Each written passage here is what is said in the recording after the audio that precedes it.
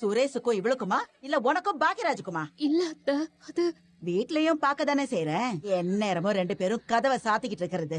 இல்லன்னா இவ சமையக்கட்டுக்குள்ள போய் நிக்கிறது. அம்மா உனக்கு என்ன, நேத்து கல்யாணம் ஆகி இன்னைக்கு வீட்டுக்கு வந்ததா நினைப்பா?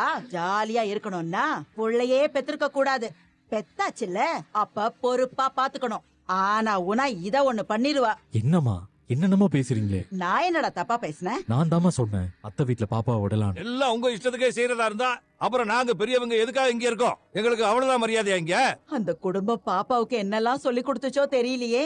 அம்மா அங்க இருக்கிறது மலரோட அம்மாவும் தம்பியுமா? அதனால தாண்டா சொல்றேன், அவ தம்பி ஒரு உருப்படாதவன், அவ அம்மா ஒரு காரியக்காரி. 2 பேரோடயும் சேர்ந்தா குழந்தை அவ்வளவுதான்டா. போறதுக்கு முன்னாடியே சொல்லியிருந்தா அந்த வீட்டு வாசப்படியே குழந்தைய மிதிக்க விட்டுருக்க மாட்டேன். உங்களையே டூர் போறதுக்கு அனுமதிச்சிருக்க மாட்டேன். இதெல்லாம் பிளான் பண்ணில எல்லாம் பண்ணிருக்காங்க. இதான் கடைசி. இனிமே எங்களை கேட்காம இந்த மாதிரி பண்ண நல்லா இருக்காது சொல்லு. மறுபடியும் ரூம்குள்ள போய் கதவை அடைச்சுக்கிட்டு உக்காந்துக்க போறியா? வேலைக்கு டைம் ஆச்சுல, கிளம்புடா. அழாதீங்க ப்ளீஸ். கொடைக்கானலுக்கு வந்ததும் நான் அவரை ராகவி எவ்வளவு மிஸ் பண்ணோன்னு எனக்கு தான் தெரியும். என்னமோ அவன் மேல பாசமே இல்லாத மாதிரியும் ஒரு தட்டி கழிச்சிட்டு போன மாதிரி எல்லாம் பேசுறாங்க.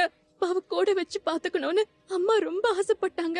அதனாலதான் கொண்டு போய் விட்டோம். எனக்கு தான் தெரியுமே, இளவரசியோ தரணியோ இங்க வந்து நிக்க கூடாதுன்னு யாராவது சொல்ல முடியுமா? அந்த மாதிரி தானே ராகவி எங்க அம்மா வீட்டுல போயிருக்கிறதும். அதுல என்ன தப்பு? பாவம் மதி, என் தம்பியும் பாவம். அம்மாக்கும் தம்பிக்கும் ஒரு சின்ன சந்தோஷத்தையாவது கொடுக்கணும்னு நினைச்சேன். அதுக்கு கண்டுபிடி பேசிட்டாங்க. நான் அவரை ரூம போட்டுட்டு உள்ளே உட்கார்ந்துருக்கோமா? எப்பயாவது நாங்க 2 பேரும் இங்க வந்து உட்கார்ந்து நீ பாத்திருக்கியா? அவர் சமையல் கட்டுக்கு வரது கூட எனக்கு ஏதாவது உதவி பண்றதுக்கு தான். அது கூட ஒரு மாதிரி பேசுறாங்க. அவங்க பேசினது எனக்கே கஷ்டமா தான் இருந்துச்சு. இப்படிதான் நீங்க இதை சகிச்சுக்கிறீங்கன்னே தெரியல. அழாதீங்க.